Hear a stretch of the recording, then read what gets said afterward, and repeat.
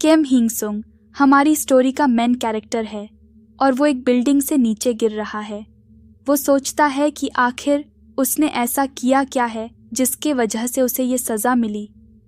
वो अभी कुछ ही महीनों में ग्रेजुएट होने वाला था और अब उसके साथ ये हो गया। और हम ये भी देखते हैं कि 4 लोग बिल्डिंग के छत पर खड़े हैं और हंस रहे हैं। बिल्डिंग से नीचे गिरने के बाद वो कोमा में चला गया और हमें 3 महीने बाद का सीन दिखाया जाता है। हिंग-सुंग हॉस्पिटल के बेड पर पड़ा था।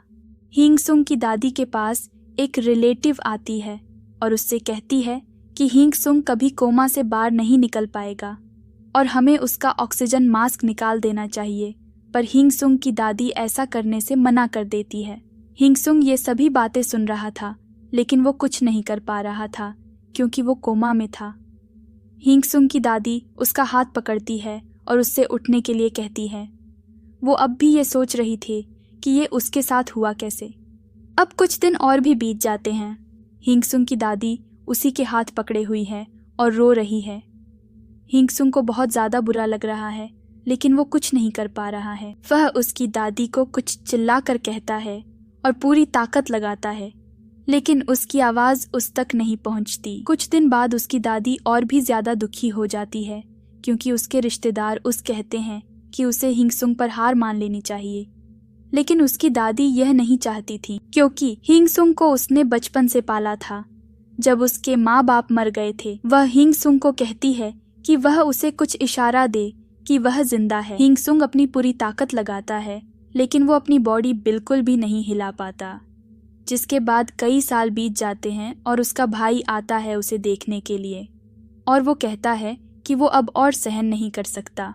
हिंग-सुंग के जाने के बाद वह लड़के अब उसके छोटे भाई को परेशान करने लग गए हैं और वह कहता है कि उसकी दादी अब एक रेस्टोरेंट में काम करने लग गई है ताकि वह उसके हॉस्पिटल का बिल भर सके, लेकिन उसको चोट लग गई है और वह कहता है अब मुझे क्या करना चाहिए।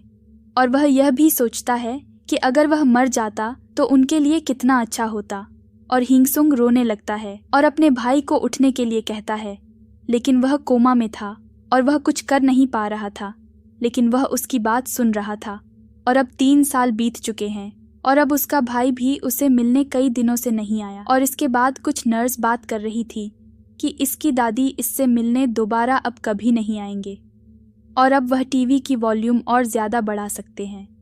यह सुनकर हिंग-सुंग को गुस्सा तो आ रहा था, लेकिन वह कुछ कर नहीं सकता था।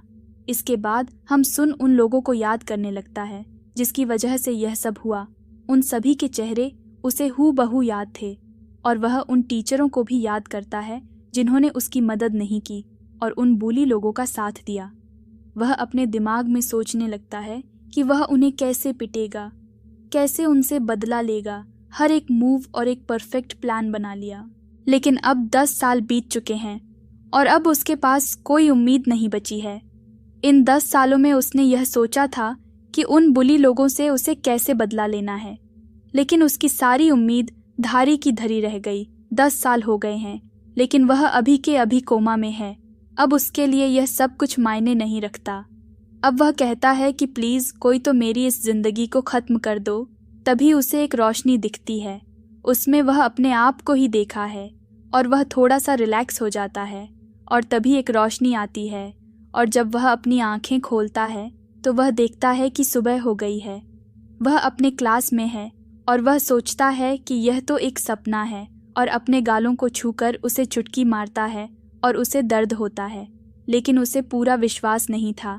इसीलिए वह एक पी उठना है और अपनी टांगों में दे मारता है। इसके बाद उसे एहसास होता है कि यह तो असलियत में है।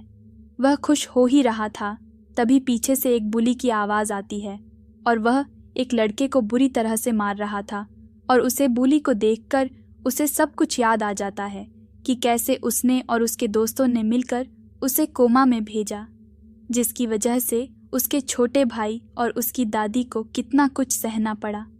वह उसके पास जाता है और उसे रुकने को कहता है, लेकिन वह बुली उसी से कहता है चला जा, यहाँ से पीटना चाहता है।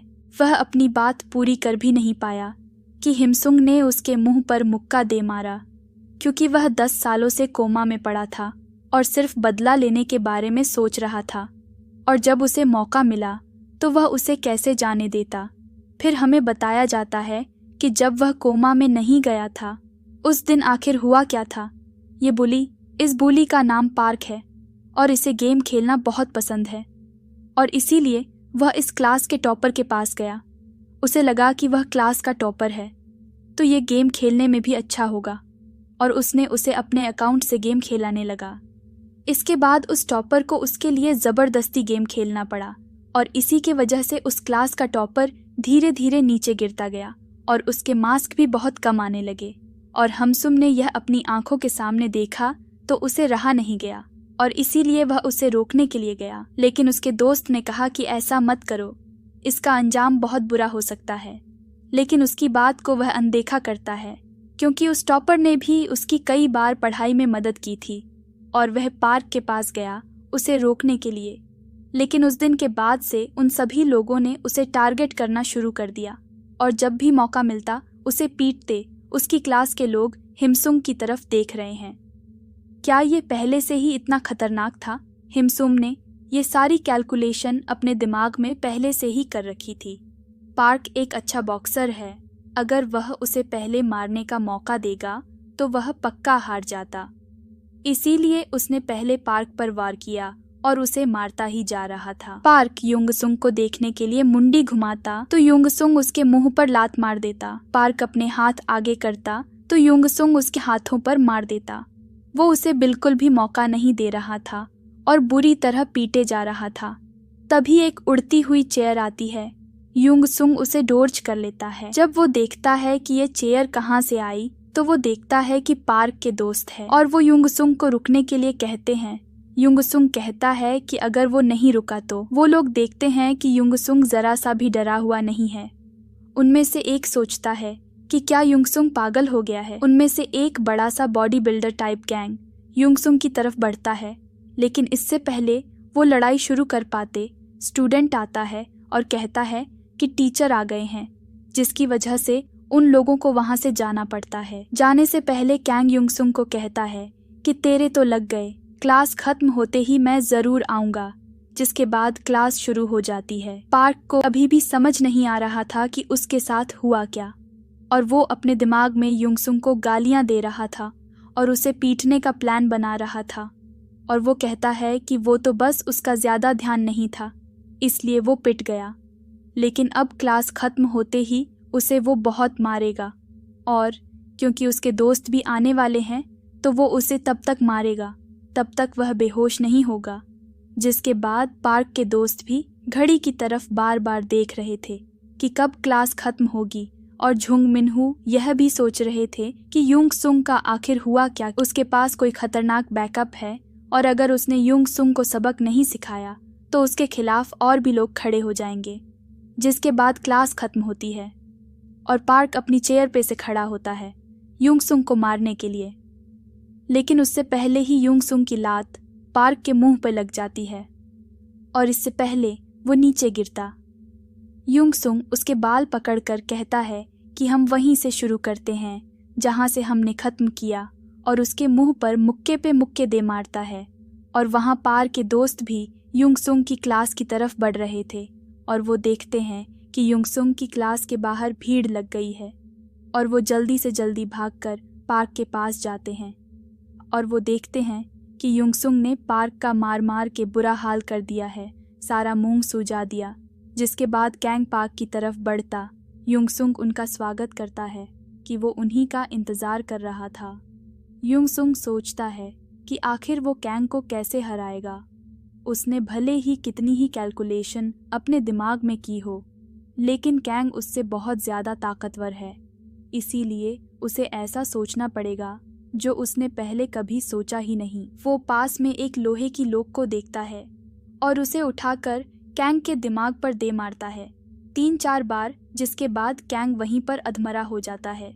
और वो इसी मौके का फ़ायदा उठाता है क्योंकि बाकी बुली कैंग को ही देख रहे थे। वो भागकर एक बुली को उठाकर वहीं पर पटकता है और 7 से 8 मुक्के ज़ोर से उसे दे मारता है और मारते रहता है। उसे परवाह नहीं कि दूसरा बुली उसके पीछे से उस पर वार करें, वो बस उसे मारते जाता है। वह पूरा मॉन्स्टर बन गया था और खून ही खून चारों तरफ फैल गया। जिसके बाद युंगसुंग थोड़ा थक जाता है और सोचता है कि इस बॉडी के साथ वो इन सभी के साथ एक साथ तो नहीं लड़ पाएगा, लेकिन वो अभी थक नहीं सकता था क्योंकि अभी भी एक बुली बाकी था। इसीलिए वो खड़ा होता है और जुंगमिनो युंगसुंग की तरफ देखता है जैसे वो कोई मॉन्स्टर हो, और वो पूरा डरा हुआ था कि कैसे युंगसुंग इतना खतरनाक हो गया। युंगसुंग जुंगमिनो की तरफ बढ़ता है।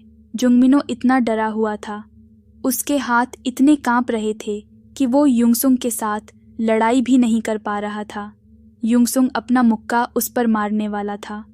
जुंगमिनो अपनी आंखें बंद कर लेता है, उसका मुक्का उसे पड़ने वाला था, लेकिन उसकी बदकिस्मती से टीचर आ जाता है और उस लड़ाई को यहीं पर ख़त्म कर देता है। वो बुली हंसने लगता है क्योंकि उनके 3 दोस्त वहीं पर पड़े हैं और टीचर ने उसे देख लिया है। और युंगसुंग तो अब गया। टीचर उसे अपने ऑफिस में ले जाता है और उसे डांटने लगता है कि यह सब स्कूल में नहीं चलता और अब तुम्हें स्कूल से निकलना होगा। इससे पहले वो टीचर और प्लान बना पाता, युंगसुंग उस टीचर को कहता है कि इतना ज़्यादा ओवर रिएक्ट करने की ज़रूरत नहीं है। ऐसा नहीं है कि स्कूल में पहले ऐसा केस नहीं हुआ है, पहले भी और बच्चे पिटे हुए हैं और आज भी बस ऐसा ही हुआ है। ज़्यादा ओवर एक्ट करने की ज़रूरत नहीं है और वो इस मामले को चुपचाप रफा दफा कर सकता है। ऐसा सुन के टीचर को गुस्सा आ जाता है और वो घुमा के एक युंगसुंग के सर पर टपली मार देता है।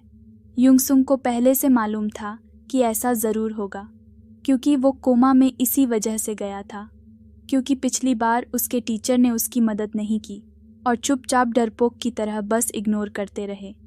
वो टीचर युंगसुंग को दोबारा टपली मारने वाला था।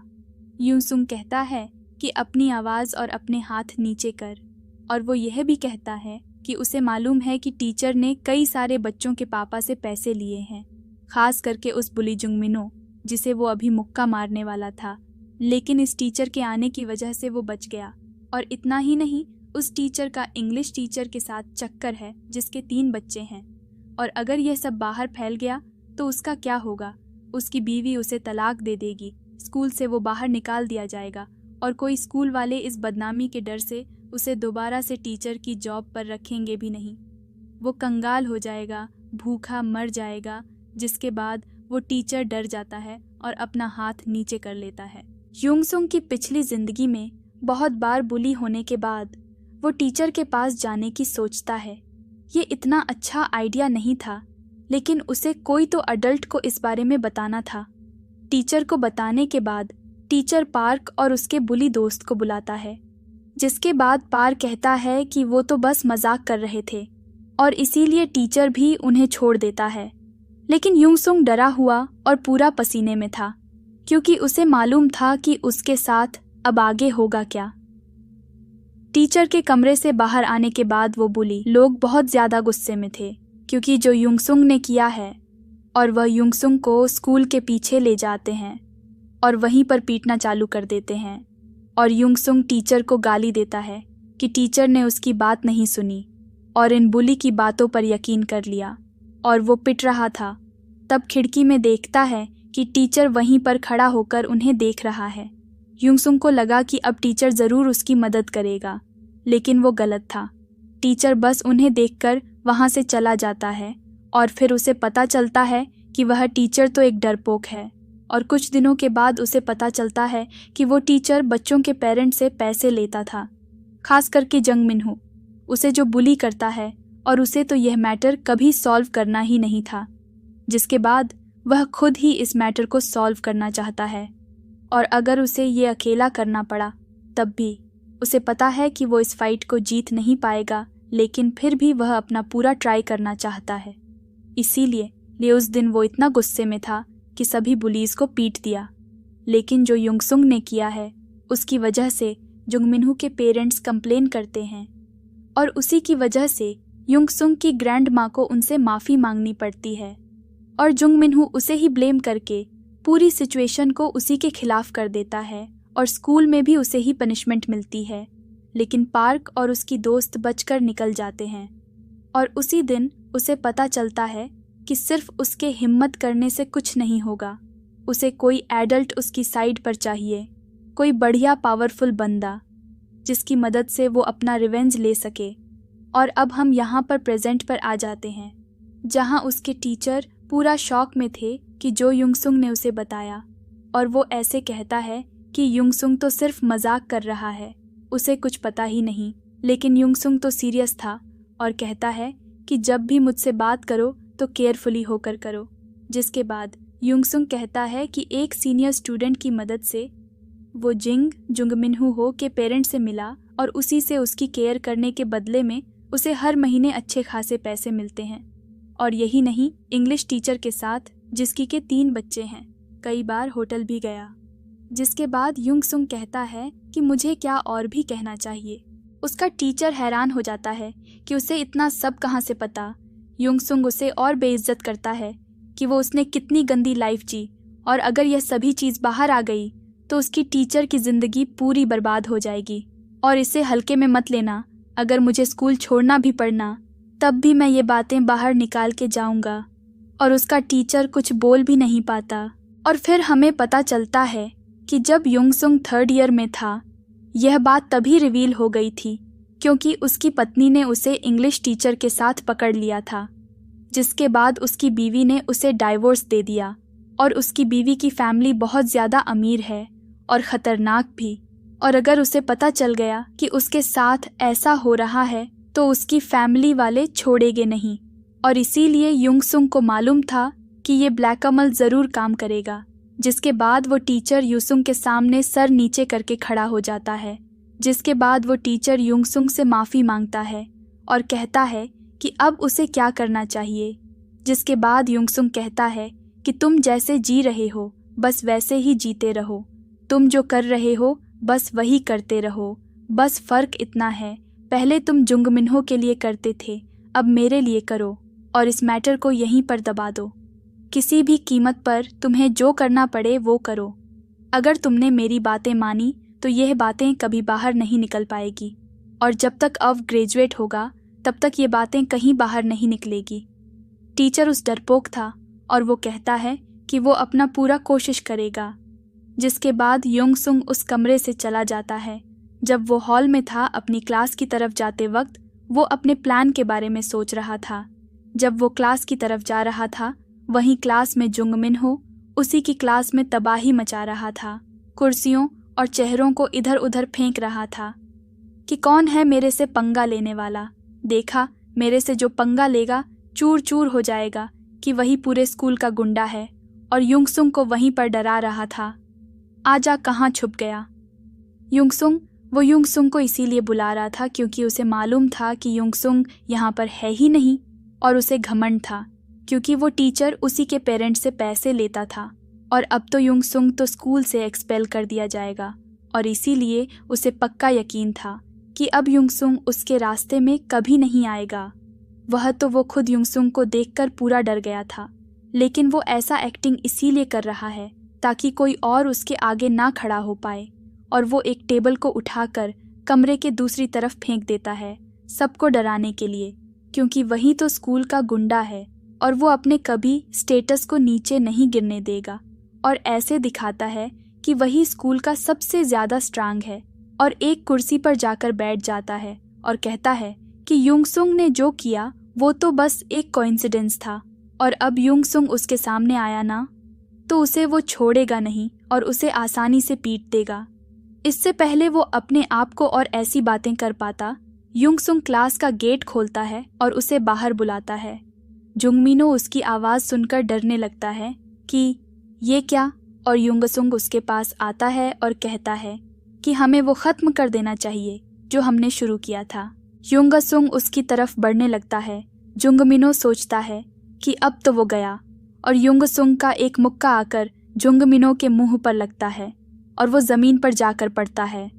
और जब वो जुंगमिनो युंगसुंग को देखता है, वो देखता है कि एक डीमन उसकी तरफ बढ़ रहा है, लेकिन इससे पहले और कुछ कर पाता, युंगसुंग की लात जुंगमिनो की तरफ बढ़ चुकी थी। इससे पहले कि वह बेहोश हो पाता, युंगसुंग जुंगमिनो को अपने फेस के पास लाता है और उसे और ज़्यादा मारता रहता है।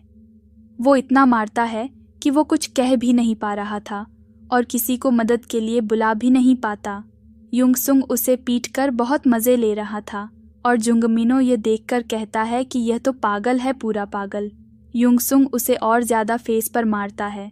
जुंगमिनो सोचता है कि कोई तो उसे बचा लेगा और इधर उधर देखने के बाद उसे वही टीचर दिखता है। वो सोचता है कि अब तो वो बच गया, लेकिन वो हैरान हो जाता है जब वो टीचर दूसरी तरफ मुंह करके चला जाता है। युंगसुंग उससे कहता है कि तुम्हारी मदद करने के लिए कोई भी नहीं आएगा। यह सब होने से पहले 5 मिनट पहले वो टीचर अपने कमरे में बैठकर सोच रहा था कि युंगसुंग ने जो भी उससे कहा है, अगर वो युंगसुंग को पनिश नहीं करेगा तो विक्टिम के पेरेंट्स को वो क्या जवाब देगा, खास करके जुंगमिनो के पेरेंट्स जिससे वह पैसे लेता था और वो काफ़ी अमीर घर के हैं, और जंगमनो के पेरेंट्स ने ही स्कूल को अच्छे खासे डोनेशन दी थी जिसकी मदद से स्कूल को दोबारा पेंट किया गया। यह सोच सोचकर टीचर बहुत ज़्यादा डर रहा था और उसे एक सॉल्यूशन मिलता है कि वह युंगसुंग और जुंगमिनो को अलग रख देगा और आपस में कभी मिलने नहीं देगा, जिससे कि ये क्लैश होगा ही नहीं।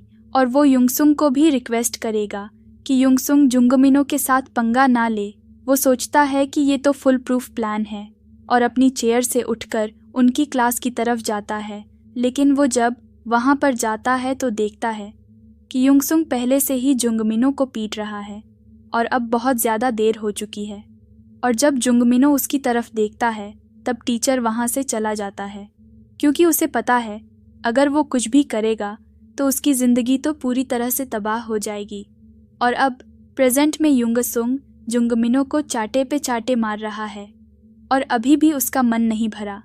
वो अभी भी बहुत ज़्यादा गुस्से में है और सोच रहा है कि कितने सालों तक उन लोगों ने उसे बुली किया, और अब वो आखिरकार जुंगमिनी का सूजा हुआ मुंह देखकर उसे छोड़ देता है ताकि कहीं वो एक और खाकर मर ना जाए। उसके बाद वह अपनी सीट पर जाकर बैठ जाता है और जुंगमिनो को देखता है। अगर युंगसुंग चाहता तो उन लोगों से के साथ पंगा ना लेकर अपनी पीसफुल लाइफ जी सकता था, लेकिन इतने सालों से अपने अंदर की जो भावनाएं उसके अंदर दबी थीं और उनसे पंगा लेने का, उनसे रिवेंज लेने का जो मकसद था वो इतना ज़्यादा था कि उसने आते ही पार्क को मार दिया और फिर जुंगमिनो के साथ भी पंगा ले लिया। उसे अब कोई डर नहीं है क्योंकि उसके पास एक फुल प्रूफ प्लान है और वो सोचता है कि प्रिंसिपल उससे ज़रूर पंगा लेगा और उसे अच्छी खासी पनिशमेंट देगा। और बहुत सारे विटनेस लोग ने उसे देख लिया है जुंगमिनो को मारते हुए, और अब वो इसे नहीं रोक पाएगा अगर वह चाहेगा भी तो। और अगर वह इस छोटे से स्कूल को भी नहीं संभाल पाता तो वो अपने रिवेंज को कैसे पूरा करेगा। जिसके बाद प्रिंसिपल एक मीटिंग बुलाता है और युंगसुंग सामने वाली चेयर पर बैठा हुआ है और टीचर को प्रिंसिपल कहता है कि वो ये इस चीज़ को बर्दाश्त नहीं कर पाएगा, और वो कहता है कि क्या विटनेस लोगों ने इसका को देखा हुआ है। वो कहते हैं कि हाँ, इससे पहले कि इंग्लिश टीचर और कह पाती, वो किम टीचर इंग्लिश टीचर को कहता है कि मत करो, अगर युंगसुंग स्कूल से निकाल दिया गया तो ये सारी बातों को बाहर फैला देगा। फिर वो किम टीचर प्रिंसिपल से कहता है कि हाँ, युंगसुंग ने उस पर वॉर किया है, लेकिन वो सिर्फ अपने बचाव में जुंगमिनो ने पहले उसे बुली किया, लेकिन उसने अपने बचाव में ही उसे मारा। प्रिंसिपल कंफ्यूज हो गया क्योंकि किम युंगसुंग की साइड ले रहा था। किम फिर से कहता है कि वो पार्क और उसके गैंग बाकी लोगों को बुली करते थे और खासकर कि युंगसुंग को ही, लेकिन एक दिन उसने तंग आकर उन सभी पर अपने बचाव में वॉर किया। अगर हमें उसको निकाल देंगे तो ये तो सिर्फ नाइंसाफ़ी होगी। जिसके बाद वो प्रिंसिपल टीचर को चुपचाप बैठने के लिए कहता है। प्रिंसिपल ये ऐसा इसलिए कर रहा था क्योंकि उसे भी मालूम है कि जुंगमिनो के पेरेंट्स इसे आसानी से जाने नहीं देंगे और उन्हीं की डोनेशन से स्कल स्कूल अच्छा खासा चल रहा है, और उन्हें शांत करने के लिए उन्हें युंगसुंग को सज़ा तो देनी पड़ेगी और उसे पावरफुल लोगों के साथ अच्छे रिलेशन बना के रखने पड़ेंगे। और हंसुंग को प्रिंसिपल 1 हफ्ते के लिए सस्पेंड कर देता है और कहता है कि 1 हफ्ते बाद तुम अपने किसी पेरेंट्स को मीटिंग के लिए लेकर आओ और उसका फैसला उस दिन ही होगा। युंगसुंग को पता था कि यही होगा और इसीलिए वो खुश हो जाता है और वो खड़ा होकर चला जाता है। जिससे पहले किम वही टीचर युंगसुंग के पास आता है और कहता है कि मैंने अपनी पूरी कोशिश की। हिंगू कहता है कि हाँ, मुझे मालूम है तुमने अपनी पूरी कोशिश की, लेकिन जब तक मैं स्कूल में हूँ तुम्हें हमेशा मेरी साइड लेनी होगी, और अगर तुम इसमें फेल हो गए तो मैं तुम्हारी तो लाइफ बर्बाद करूँगा ही, खासकर उस इंग्लिश टीचर की। तो तुम्हें जो भी करना पड़े करो, बस मेरी साइड कभी मत छोड़ो, और मैं वादा करता हूँ जब तक मैं स्कूल में हूँ तब तक ये बातें कहीं बाहर नहीं निकलेगी। जिसके बाद वो वहाँ से चला जाता है। युंग सुंग अपना क्लास में से बैग उठाकर वहाँ से चला जाता है और अपने घर जाता है, जहाँ वो अपनी दादी माँ को पुकारता है। लेकिन उसकी दादी माँ वहाँ पर नहीं थी, क्योंकि वो एक पार्ट टाइम जॉब पर गई थी। उसका घर बहुत ज़्यादा आलीशान था, लेकिन उसके कोमा में जाने के बाद उसकी दादी माँ को वो घर भेजना पड़ा। उसके इलाज के कारण उसे ये अपॉर्चुनिटी मिली है कि वो अपनी पास्ट को चेंज कर सके, और वो सिर्फ अपना बदला नहीं लेगा बल्कि अपनी दादी माँ के लिए एक अच्छा खासा पैसा भी कमाए और पावर भी, जिससे उनकी लाइफ इजी और ऐशो आराम से निकले। और उसके पास सिर्फ 1 हफ्ता है और वो अपना एक प्लान कॉपी खोलकर उसमें लिखने लगता है, और उसे अपना बेस इस जगह में 2 साल के अंदर अंदर बनाना है। और उसे यह करने के लिए उसे 3 कंडीशन पूरी करनी होगी। पहली, फिजिकल स्ट्रेंथ, जिसकी मदद से वो किसी भी आमने सामने गुंडे को धूल में मिला सके, और उसे अपनी बॉडी और अपनी स्ट्रेंथ और अपनी स्किल को बढ़ाना होगा। और दूसरी प्रॉब्लम है जुंग मिनो और उसका बैकग्राउंड। जुंग मिनो के पेरेंट्स के बहुत सारे कनेक्शन हैं, जिसके मदद से वह इतने पावरफुल हो गए हैं कि युंगसुंग अकेला उनके साथ टक्कर नहीं ले सकता, जिसके लिए उसे भी बहुत सारे पावरफुल कनेक्शन बनाने पड़ेंगे। और वहीं दूसरी तरफ एक सफ़ेद बालों वाला हट्टा कट्टा पावरफुल आदमी पुलिस स्टेशन में हंगामा मचा रहा था, क्योंकि पुलिस वालों ने उसे पकड़ जो लिया था। वो कहता है कि तुम मुझे जानते नहीं हो क्या, मैं म्यूजिंग कंस्ट्रक्शन कंपनी के चेयरमैन का सबसे बड़ा लड़का हूँ। और पुलिस वालों को भी यह अच्छी तरह से मालूम था कि अगर उन्होंने कुछ भी गलती करी तो वो उनका करियर मिट्टी में मिला सकता था। लेकिन उनके पास भी कोई और चारा नहीं था, क्योंकि उसके खिलाफ FIR जो दर्ज हो चुकी थी, और उन्हें रूल्स को फॉलो करना पड़ेगा। अगर नहीं किया तब भी उनकी नौकरी चली जाएगी। और गुचैंग को भी गुस्सा आ रहा था, क्योंकि वो बदमाश लोग ने उससे पहले पंगा लिया, और वो इतने ज़्यादा कमज़ोर थे कि एक ही मुक्के में हॉस्पिटल जाना पड़ा उन लोगों को। पहले तो उन्होंने पंगा लिया और फिर हॉस्पिटल जाकर मेरे लिए मुसीबत खड़ी करी। और उसे भी पता है कि ये मैटर बहुत ज़्यादा सीरियस हो गया, क्योंकि अभी हाल ही में उसके पापा ने एक अनाउंसमेंट करी कि उसके बाद उसकी गद्दी कौन संभालेगा, उसका बड़ा बेटा या छोटा बेटा। एक लड़ाई उनके बीच जो कि 12वीं पास है और हमेशा लड़ाई में उलझा रहता है। और दूसरी तरफ उसका भाई बड़ी यूनिवर्सिटी से ग्रेजुएट है और एक बड़ी परिवार की लड़की से शादी भी कर रखी है 3 साल पहले। और उसी की वजह से उसके भाई के पास ज़्यादा चांस है कि वही चेयरमैन बने, और अगर ये केस बाहर निकल गया तो उसके चांस और भी ज़्यादा कम हो जाएंगे और वो कभी भी चेयरमैन नहीं बन पाएगा। और वो पुलिस वाला भी गुचैंग को कहता है कि यह केस बहुत ज़्यादा अलग है और हम आपको नहीं छोड़ सकते, और हम इस केस को रफा दफा भी नहीं कर सकते। गुचैंग को गुस्सा आ जाता है और कहता है कि मेरी गलती नहीं थी, उन लोगों ने पहले मुझसे पंगा लिया। पुलिस वाला कहता है कि वहाँ पर कोई CCTV कैमरा भी नहीं था, और बिना कोई एविडेंस के हम आपको ऐसे नहीं जाने दे सकते, क्योंकि गुचैंग के पास कोई प्रूफ नहीं था।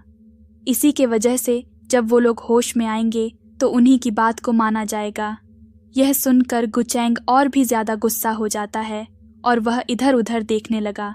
तभी वहाँ पर उसे एक लड़का दिखता है जो कि कुर्सी पर बैठा हुआ था, और वो सोचता है कि इतनी रात को एक बच्चा पुलिस स्टेशन में क्या कर रहा है। लेकिन वो हैरान हो जाता है जब युंगसुंग उसकी तरफ उंगली करके कहता है कि वो उसके लिए गवाह बनकर आया है, और युंगसुंग उसे लड़ाई की रिकॉर्डिंग दिखाता है, जैसा कि गुचैंग ने बताया था कि उन लोगों ने उस पर पहले हमला किया और उसके बाद में ही गुचैंग ने उन पर पलटवार किया। और इस वीडियो को कैसे भी देखो, इस वीडियो से पता लगता है कि उन लोगों ने ही पहले गुचैंग पर हमला किया और अपने बचाव में गुचैंग ने उन पर वॉर किया। युंगसुंग तो बस वहाँ से जा रहा था युंग सुंग कहता है कि वो तो बस वहाँ से जा रहा था और वो देखता है कि वहाँ पर कोई भी सीसीटीवी कैमरा नहीं है और ये लोग किसी को पीट रहे थे। और युंग सुंग कहता है कि ये जेंटलमैन ने अपनी पूरी कोशिश की उन लोगों से बचने के लिए, लेकिन वो लोग फिर भी नहीं माने और इस पर हमला करते रहे। और इसी की वजह से इन जेंटलमैन के पास कोई और चॉइस नहीं थी, बस उन परे हमला करने की। क्या यही कोई गलत बात है अपने बचाव में उन और लोगों को पीटना? ये तो बस इतने ज़्यादा कम, इतने ज़्यादा शक्तिशाली हैं कि एक ही मुक्के में उन सभी को ढेर कर दिया। गुचैंग भी युंग सुंग के कंधे पर हाथ रख लेता है और कहता है कि ये सही कह रहा है, जिसके बाद उन पुलिस वालों के पास और कोई चारा नहीं था गुचैंग को जाने देने के लिए। लेकिन वो अपने आप को बचाते हुए कहते हैं कि हमें माफ़ कीजिएगा सर, हमें मालूम नहीं था कि उन्होंने आप पर पहले हमला किया। और वो कहते हैं कि जब वो होश में आएंगे तब हम आपको बता देंगे। जिसके बाद गुचैंग कहता है कि तो मैं इतनी देर से क्या झूठ बोल रहा था। जिसके बाद गुचैंग पुलिस वालों को कहता है कि तुम्हारा फ्यूचर तो बहुत ब्राइट है, मैं तुम्हें बहुत ज़्यादा आगे जाते हुए देख सकता हूँ। उसके बाद युंग सुंग और गुचैंग पुलिस स्टेशन के बाहर आ जाते हैं और गुचैंग युंग सुंग को कहता है कि अगर तुम नहीं होते तो मैं बहुत ज़्यादा मुसीबत में फंस सकता था। इसीलिए गुचैंग उसको बहुत सारे पैसे देता है और युंग सुंग भी बिना कुछ सोचे उसे ले लेता है। और गुचैंग भी सोचता है इतने साल के बच्चे इतने सारे पैसे कभी नहीं लेते, लेकिन युंग सुंग ने एक ही बार में ले लिए। और युंग सुंग कहता है कि क्या ये सिर्फ कोइंसिडेंस था, उन लोगों ने तुमसे पंगा लिया। और गुचैंग कहता है कि मैं कुछ समझा नहीं। और युंग सुंग गुचैंग को कहता है कि मुझे मालूम है कि तुम कौन हो और कहाँ से और किस सिचुएशन में गुचैंग उसे पीटने वाला था। गुचैंग कहता है कि आखिर तुम हो कौन। युंग सुंग कहता है कि वह प्रूफ है कि यह सिर्फ कोई कोइंसिडेंस नहीं था। जब वो कोमा में था तो उसने न्यूज़ चैनल पर इन सभी बातों के बारे में सुना था, कैसे छोटे भाई ने बड़े भाई पर गुंडे भेजे, जिसकी वजह से पुलिस स्टेशन में पकड़ा गया। और इसी नॉलेज के कारण युंग सुंग गुचैंग के पास गया और युंग सुंग गुचैंग को कहता है कि मुझे सिर्फ 1 घंटा दो, सिर्फ 1 घंटा, जिसकी मदद से तुम्हारा पूरी ज़िंदगी बदल के रख दूंगा। और वो दोनों एक कैफ़े में जाते हैं और युंग सुंग गुचैंग को वही रिकॉर्डिंग दिखाता है। लड़ाई होने के 30 मिनट पहले 3 लोग एक स्टोर के सामने खड़े होते हैं, जैसे कोई वो रेगुलर कस्टमर हो, लेकिन वो किसी का इंतज़ार कर रहे थे। जैसे ही गुचैंग आया वो लोग उसे गालियां देने लगे और उससे जानबूझकर लड़ाई करने लगे। गुचैंग पहले तो उनसे लड़ने की कोशिश नहीं कर रहा, लेकिन जैसे वो और ज़्यादा गालियां देने लगे, गुचैंग ने उन पर हमला कर दिया। गुचैंग कहता है कि मुझे पहले से शक था। और वह यह भी कहता है कि जब से यह चेयरमैन की गद्दी की अनाउंसमेंट हुई है, तब से उसके साथ ये ऐसे हादसे हो रहे हैं। युंग सुंग कहता है कि क्या हो अगर ये सभी तुम्हारे छोटे भाई गुवान ने करवाए। गुचैंग को भी पहले से ही शक था, लेकिन वो यह नहीं जानना चाहता था कि उसी के छोटे भाई ने उस पर ये गंदी हरकतें करी। वो इतने अच्छे माहौल में बड़ा हुआ, बड़ी यूनिवर्सिटी में से ग्रेजुएट हुआ, इतनी गंदी चालें चलेगा। और गुचैंग कहता है कि तुम्हारा क्या मकसद है। युंग सुंग चाय की घूंट लेता है और सोचता है कि जितनी भी चीज़ों से याद है, म्यूज़ियम कंस्ट्रक्शन अभी तो सिर्फ कंट्री के छोटे से हिस्से में जानी जाती है, लेकिन जैसे जैसे वो और ज़्यादा बड़ी होगी पूरे कंट्री में वो फैल जाएगी, क्योंकि म्यूज़ियम कंस्ट्रक्शन ने हमेशा अपने कस्टमर के लिए ही काम किया है और जब भी घर बनाते तो हमेशा हाई और वैल्यूएबल मटेरियल का ही यूज़ करते और कभी भी कॉस्ट कटिंग नहीं करी ताकि उनके घर मजबूत बन सके, जिसकी वजह से कस्टमर ने भी उनसे ही घर बनवाए और खरीदे। लेकिन जैसे ही उनकी कंपनी बढ़ने लगी, उनके दोनों बेटे गायब हो गए और पूरे शहर में खबर फैल गई कि छोटे भाई की करतूत बड़े भाई ने पकड़ ली और गुचैंग ने उसे गुस्से में एक मुक्का मार दिया, जिसके बाद छोटा भाई हमेशा के लिए पैरालाइज हो गया। और इन्हीं दोनों की हरकतों के से उनके पापा गुस्सा आ गए और दोनों बेटों को गद्दी का हकदार बनाने से मना कर दिया। और इन दोनों भाई की करतूतें इंटरनेट पर फैल गईं और मीम भी बन गए और इसी की वजह से उसे इन लोगों के बारे में इतना पता है और उसी की मदद से वो आज गुचैंग की मदद कर पाया। और उसके बाद चेयरमैन की गद्दी पर किसी और ने राज किया और फिर वो पूरी कंट्री में फैल गए। और युंगसुंग चाहता नहीं है कि फ्यूचर चेंज हो जाए, लेकिन गुचैंग का बड़ा भाई गुस्से वाला है और उसका छोटा भाई एक चालाक और शातिर आदमी है जो अपने मकसद को पाने के लिए ज़मीन से भी नीचे गिर सकता है। और इसीलिए उसके पापा ने उन दोनों को ही गद्दी का हकदार नहीं बनाया। लेकिन वो उसके लिए ज़रूरी बात नहीं है, उससे कोई फ़र्क नहीं पड़ता। अगर फ्यूचर चेंज हो जाए उसे तो बस अपना बदला लेना है और अपने परिवार का ध्यान रखना है। और युंगसुंग कहता है कि मैं तुम्हारी मदद करूँगा चेयरमैन बनने में और तुम्हारा बदला लेने में भी। गुवैन से गुचैंग उसकी बातें सुनकर हंसने लगता है कि ऐसे छोटा सा बच्चा मेरी मदद करेगा। और युंगसुंग कहता है कि मुझे मालूम है कि कई सारे लोग तुम्हारी मदद कर रहे हैं चेयरमैन बनने में, लेकिन मुझे यह भी मालूम है कि वो सिर्फ तुम्हारे कानों में अच्छी अच्छी बातें डाल रहे हैं। और मैं तो सिर्फ एक हाई स्कूल का स्टूडेंट होकर तुम्हारे छोटे भाई की करतूत को पकड़ सकता हूँ, लेकिन वह तुम्हारे साथ होकर कुछ भी नहीं बता पाए, क्योंकि वो लोग तो तुम्हारे छोटे भाई की ही तरफ हैं, बस तुम्हारे कान भरने में के लिए भेजे हुए हैं। युंगसुंग कहता है कि मैं नहीं चाहता कि तुम मुझ पर बिलीव करो, मुझे तो सिर्फ एक मौका चाहिए ताकि मैं एक रिलेशनशिप बना सकूं तुम्हारे साथ, सिर्फ ट्रस्ट पर। गुचैंग बाहर जाकर सिगरेट जला आकर सोचने लगता है कि उसे क्या करना चाहिए। तभी उस कैफ़े का ओनर आता है कि यहाँ पर सिगरेट मत पियो, जिसके बाद गुचैंग गुस्सा हो जाता है और कहता है कि यहाँ से चला जा, वरना मैं इस कैफ़े को ही डिस्ट्रॉय कर दूंगा। जिसके बाद वो भाग जाता है और युंगसुंग उसे शीशे के आर पार देख रहा था कि एक बिगड़ा लड़का इतने बड़ी कंपनी का बड़ा वारिस टाइम बम की जैसे है। अगर उसे छुआ तो वो फटकर उसे ही नुकसान दे सकता है, लेकिन उसने उसे इसलिए अप्रोच नहीं किया क्योंकि वो एक अच्छा बंदा नहीं है, बल्कि वो इतना पावरफुल है कि वो अपने बदले के लिए अपने छोटे भाई को भी डिस्ट्रॉय करने के लिए तैयार है। और इसीलिए उसे लगता है कि उसका रिवेंज लेने में उससे बढ़िया आदमी कोई और हो ही नहीं सकता। और गुचैंग बाहर खड़े होकर सोच रहा था कि उसके पास कुछ भी नहीं है जो उसके छोटे भाई के पास है, और ऐसा चलता रहा तो उसका छोटा भाई गद्दी पर राज करेगा। और क्या उसे एक 17 साल के लड़के पर यकीन करना चाहिए जिसे वह पहली बार मिला है? और फिर उसे याद आता है कि उसके पापा ने उसे जो कहा था, अगर उसके पास कोई स्किल नहीं है तो उसे उन लोगों को अपने साथ रखना चाहिए जिसके पास स्किल है, और उसे परवाह नहीं करना चाहिए कि वो कितने साल के हैं, किस रंग के हैं, किस जेंडर के हैं। अगर वो उन लोगों को रख पाएगा जो स्किल है तो वो म्यूजियम कंस्ट्रक्शन को चला पाएगा। और इन बातों को याद करके गुचैंग अपने गट पर बिलीव कर अंदर चला जाता है और युंगसुंग को कहता है कि पहले मैं तुम्हारा प्लान सुनूंगा और उसके बाद ही हाँ करूंगा। और वहीं उसका छोटा भाई गुवान यह बात सुनकर गुस्सा हो जाता है और अपना फ़ोन नीचे दे मारता है कि उसका बड़ा भाई पुलिस स्टेशन से बच गया, कि उसने इतना घटिया प्लान बनाया। और फिर वो थोड़ा शांत हो जाता है क्योंकि उसके पास अभी भी चांस है उसके भाई से बहुत ज़्यादा, और ऐसा ही चलता रहा तो वही गद्दी पर राज करेगा।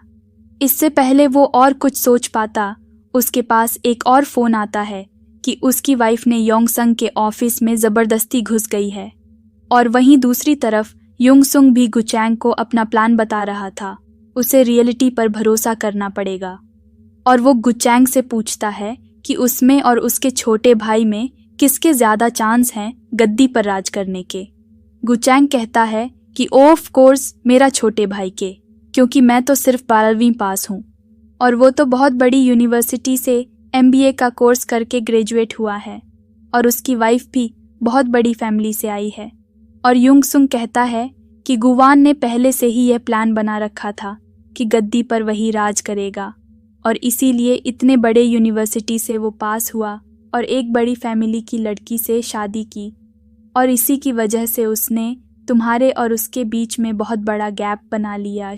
और वहीं दूसरी तरफ तुम जो 12वीं पास और कई सारे झगड़ों में और कई बार पुलिस स्टेशन में भी गए हो, तो तुम्हारी मदद आखिर कौन ही करेगा। गुचैंग भी गुस्सा हो जाता है। लेकिन वो भी युंगसुंग की बातों को मना नहीं कर सकता था, क्योंकि यह सब सच था। युंगसुंग कहता है, इन सब चीज़ों के बावजूद भी तुम्हारे बहुत ज़्यादा चांस है कि तुम ही गद्दी पर राज करो। जिसके बाद गुचैंग थोड़ा सा शांत हो जाता है और युंगसुंग को कहता है कि अच्छे से समझाओ। जिसके बाद युंगसुंग कहता है कि तुम्हारा छोटा भाई अभी भी बहुत सारे एडवांटेज में है, लेकिन फिर भी तुम्हारे पापा ने ये गद्दी की रेस क्यों करी? क्योंकि तुम्हारे पापा चाहते थे कि तुम्हारा छोटा भाई गद्दी की रेस में दौड़े और जीते। तुम्हारे और उसके बीच में इतना गैप है कि कंपटीशन की कोई ज़रूरत नहीं थी, लेकिन तुम्हारे पापा ऐसा चाहते थे। लेकिन अगर क्या हो, अगर तुम्हारा छोटा भाई नीचे गिर जाए जिस लेवल पर तुम हो। और यह बात सुनकर गो चैन समझ जाता है कि आखिर युंगसुंग कहना क्या चाहता है। युंगसुंग कहता है कि क्या होगा अगर तुम और तुम्हारा छोटा भाई एक ही लेवल पर हो, तब तुम्हारे पापा किसको चुनेंगे? तब कंपटीशन शुरू होगा। अभी तो कंपटीशन है ही नहीं। गु चैंग अब युंगसुंग की मदद के लिए हाँ कर देता है और युंगसुंग उसे बताता है कि उसे क्या करना चाहिए। अगर उसे यह गद्दी की दौड़ में जीतना है, उसको 3 चीज़ें चाहिए। पहली है बैकग्राउंड, और उसमें ये पहले ही हार चुका है, क्योंकि जब उसका छोटा भाई गुवान बिजी था और लोगों के साथ कनेक्शन बनाने में कई सारी पावरफुल फैमिलीज़ के साथ, और तब हमारा गुचैंग कनेक्शन बना रहा था रेड लाइट एरियाओं की लड़कियों के साथ। और दूसरा है रेपुटेशन, और हमें गुचैंग के रेपुटेशन के बारे में तो बताने की ज़रूरत ही नहीं है, क्योंकि उसके पास है ही नहीं। तो बची है सिर्फ तीसरी चीज़, एबिलिटी गुचैंग। जब वुमेन और अल्कोहल के साथ था, तब गुवान बिजनेस में अपनी कई सारी डील क्रैक कर रहा था। गुचैंग को कुछ अलग करना पड़ेगा और उसे उसके छोटे भाई से बहुत ज़्यादा अच्छा करना होगा। गुचैंग थोड़ा सा नाराज़ हो जाता है यह सुनने के बाद, क्योंकि उसे युंगसुंग की बातें बुरी लग गईं और वह दूसरी तरफ मुंह करके देखने लगा। और युंगसुंग कहता है कि अब से वो लोग इन तीनों चीज़ों को पलटने वाले हैं, और इसीलिए वह पहली चीज़ पे जाते हैं, बैकग्राउंड। और अब गुचैंग पूछता है कि हमें क्या करना चाहिए। ऐसा नहीं है कि वह किसी बड़े परिवार की लड़की के साथ शादी कर सकता है, जैसे उसके छोटे भाई ने की थी, और ना ही वह किसी पावरफुल कनेक्शन के साथ इतनी जल्दी हाथ मिला सकता है। इसीलिए उन्हें कोई उल्टे तरीके के बारे में सोचना होगा, और ऐसा करने के लिए उन्हें उसके छोटे भाई गुवान को उसकी वाइफ से अलग करना होगा, क्योंकि जब उसकी वाइफ का सपोर्ट उससे हट जाएगा तो उसका बैकग्राउंड भी और उसका कनेक्शन भी वहीं से कट हो जाएगा और गुआन गुचैंग के लेवल पर आने लगेगा। और ये प्लान बनाने के बाद वो उसे पूरा करने में कॉन्फिडेंस दिखाते हैं। और अब कुछ मिनट बीत जाती है। गुचैंग और गुवान दोनों भाई अपने पापा के सामने बिल्डिंग में खड़े हैं, और गैन उसका छोटा भाई उसके पापा से माफ़ी मांगता है जो भी हुआ, और उसका पापा कहता है कि वो उसकी माफ़ी एक्सेप्ट नहीं कर सकता, और वो उसे भी बास्टर्ड भी कहता है, और गुवान को बहुत ही ज़्यादा नफ़रत से देखता है। और वो यह भी कहता है कि उसने उसके ससुर से भी बात करी है, और उसने कहा है कि वो गोवन को लेसन सिखाएगा ताकि यह दोबारा ना हो और बातें डिवोर्स तक ना बढ़ पाए। और गुवान की वाइफ ने गुवान से कहा है कि वो कुछ दिनों के लिए उससे अलग रहेगी, और वो कैसे उसे मनाएगा। और गुवान उसके पापा से दोबारा माफ़ी मांगने लगता है, लेकिन वो दोबारा से गुस्सा हो जाता है कि उसकी कोई ज़रूरत नहीं है। और मैंने तुमसे पहले भी कितनी बार समझाया है कि जब एक आदमी अपने औजार के साथ खेलने लगता है, तब उसका परिवार खतरे में आ जाता है और गिरने की कगार पर होता है। और अगर तुम उस बीच के साथ ऐसे ही खेलते रहोगे, तो इससे अच्छा है कि तुम गुचैंग की तरह सिंगल रहो। और उसके बाद उसके पापा गुचैंग से कहते हैं कि तुम्हारे साथ क्या हो रहा है। पुलिस स्टेशन में बार बार अंदर बाहर क्या हो रहा है, और इसके पापा को यकीन था कि वो दोबारा से यही कहेगा कि उसकी कोई गलती नहीं है, लेकिन उसे यह भरोसा नहीं था कि गुचैंग ये कहेगा। जब वो कैफ़े में था, युंगसुंग ने गुचैंग से कहा था कि गुचैंग को लगा कि युंगसुंग उसे कहेगा कि उसे गुवान के चाल के बारे में उसे उसके पापा को बता देना चाहिए, लेकिन युंगसुंग कहता है कि यह काम नहीं करेगा, क्योंकि जब वो कोमा में था तो उसने एक डॉक्यूमेंट्री सुनी थी जिसमें उन्हीं के पापा को पता था कि उनके दोनों बेटे क्या कर रहे हैं, एक दूसरे के साथ, और उसे यह भी पता था कि उसके छोटा बेटा कितने ज़्यादा चाल ले चल रहा है उसके बड़े बेटे के खिलाफ। लेकिन उसने उसे इसलिए नहीं रोका क्योंकि ऐसे भी कई तरीके हो सकते हैं जिससे वह अपना काम करा सके, और अगर वह ऐसे करने में कामयाब होता तो उसके लिए और भी अच्छा होता, क्योंकि बिजनेस में ऐसे कई सिचुएशन आएगी जिसमें उसे उनका सामना करना पड़ेगा, जिसकी वजह से उसने उन दोनों में से किसी को भी कुछ नहीं कहा, क्योंकि उसके पापा चाहते थे कि उन्हें ऐसा सक्सेसर चाहिए है जो कंपनी को आगे बढ़ा सके किसी भी मतलब से, कैसे भी डर्टी पॉलिटिक्स करके।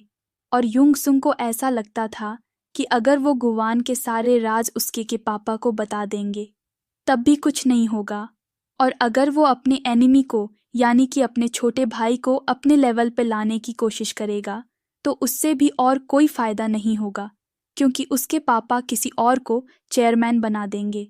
और इसीलिए गुचैंग को एक ऐसा एक्टिंग करना पड़ेगा जैसे कि वो चेयरमैन के पद के लिए सबसे बढ़िया कैंडिडेट है। उसे ऐसा दिखाना होगा कि वो बदल गया है, और इसीलिए युंग सुंग गुचैंग को कहता है कि उसे क्या करना चाहिए, और हम वहाँ पर आ जाते हैं। और गुचैन अपने पापा से कहता है कि मुझे माफ़ कर देना, आगे से यह दोबारा कभी नहीं होगा। और वो अपने पापा के सामने और भी ज़्यादा झुक जाता है, क्योंकि उसे मालूम था सिर्फ बातों से काम चलने वाला नहीं है, उसे और ज़्यादा झुकना पड़ेगा। और वो यह भी कहता है कि जो भी हो, लेकिन इतनी बड़ी कंपनी के बड़े बेटे को इन सब मामलों में उलझना नहीं चाहिए था, मुझे माफ़ कर देना।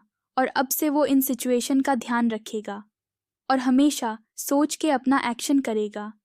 और वो अपने पापा को कहता है कि मैं सज़ा के हकदार हूँ, प्लीज़ मुझे सज़ा दें। और इतना सब कहने ने के बाद पासा पलट जाता है। उसके पापा कहते हैं कि मैंने सुना था कि लड़ाई तो उन बदमाशों ने पहले शुरू करी थी और तुमने तो लड़ाई करने की कोशिश भी नहीं गई। और उसके पापा गुचैंग के कंधे पर हाथ रखते हैं और कहते हैं कि तुमने बहुत अच्छा किया इस प्रॉब्लम को ठिकाने लगाकर, और मुझे तुम पर प्राउड है।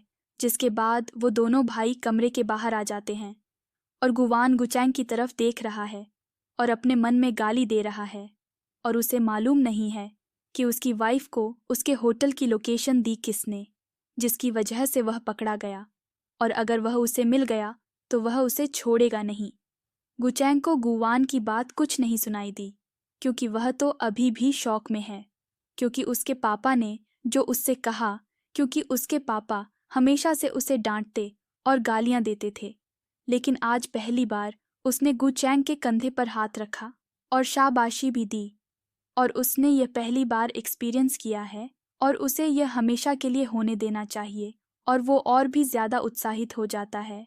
और कुछ देर बाद गुचैंग युंगसुंग के साथ अपनी गाड़ी में है, और वो युंगसुंग को उसकी एडवाइस के लिए थैंक यू कहता है, जिसकी वजह से उसके पापा ने उसकी तारीफ की, और अब वो युंगसुंग के हर बात को मानने के लिए तैयार है।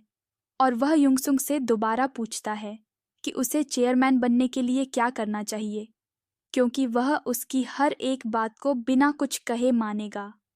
युंगसुंग कहता है, तुम्हें ज़्यादा उत्साहित होने की ज़रूरत नहीं है, क्योंकि अभी तो उन्होंने सिर्फ गुवन को थोड़ा सा पीछे धकेला है, और अभी तो उसे चेयरमैन बनने के लिए उसे दोनों राउंड को जीतना होगा। उसके पास कुछ प्लान है, उन्हें एग्जीक्यूट करने के लिए थोड़ा सा मुश्किल है। और इसीलिए गुचैंग को वो कहता है कि उसे उसके पापा की कंपनी ज्वाइन कर लेनी चाहिए, सिर्फ एक छोटा सा एम्प्लॉय बनकर, और उसे सीखना चाहिए कि काम कैसे करते हैं, उसका कंपनी काम कैसे करता है, और उसके बाद ही वो आगे का प्लान उसे बताएगा। और गुचैंग उससे पहले क्वेश्चन करने लगता है, लेकिन उसने जो देखा आज उसकी एडवाइस मानकर वो खुशी खुशी उस बात को मान लेता है। और युंगसुंग उसे कहता है कि अच्छी बात है, लेकिन मुझे भी तुमसे कुछ चाहिए। और गुचैंग कहता है, क्या तुम्हें याद है हमारे बीच में जो बातें हुई थी कैफेटेरिया में, क्योंकि वो हम एक दूसरे के साथ काम इसलिए कर रहे हैं क्योंकि उन दोनों को एक दूसरे से मदद चाहिए है। गुचैंग कहता है कि मांगो जो मांगना है, और वो उसके लिए कुछ भी कर सकता है। और वहीं दूसरी तरफ उसके स्कूल की कमेटी का आज आखिरी दिन है और आज मीटिंग भी है। वहाँ पर जुंग मिन्हो की मम्मी किम टीचर को थप्पड़ मारती है, कि उसकी वजह से यह सब हुआ है और उसने उसके बेटे को पिटते वक्त बचाया नहीं, और अगर उसने युंगसुंग को स्कूल में से नहीं निकाला तो वो उसे ही नौकरी से निकलवा देगी।